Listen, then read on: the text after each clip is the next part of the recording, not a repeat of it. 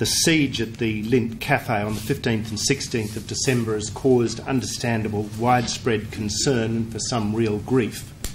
And the tragic loss of two people so obviously valued by all who knew them, and the trauma for those caught up as hostages, is something we all want to understand in as much detail as possible. We could hardly imagine what the partners and families of everyone involved in this siege must be going through. The siege has had ramifications beyond the place and time of its occurrence, and the siege seemed to break its way into the intimacy of Sydney life, daily Sydney life. Monday the 15th of December began in such an ordinary way. People were starting their day, going to work, coming into town to see the doctor, doing shopping with family members, meeting friends for coffee before work.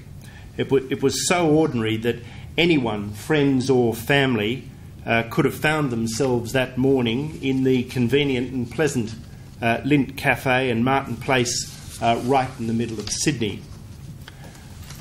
I make these comments because it seems by the end of this inquest we're likely to end up with a very high level of information about exactly what did happen.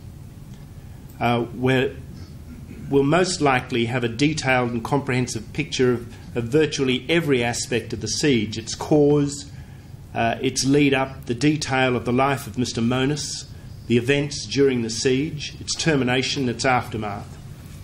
And as Your Honour has said, doubt may remain as to the precise state of mind and motivation of Mr. Monis, but it seems likely that even in that, some evidence and reasonable inference will be available.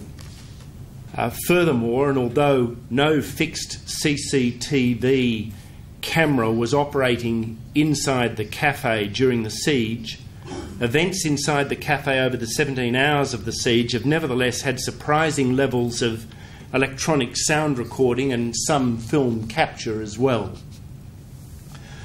Apart from the events of the siege itself, a wide gathering of information about Mr. Monis is occurring. That gathering is nowhere near complete, but it's proving productive. I'll deal with the nature of the investigation being undertaken in a few minutes, but I take this opportunity to make the point that many of the questions that arise require us to respond in a detached, rational, analytical, precise and ultimately factual way.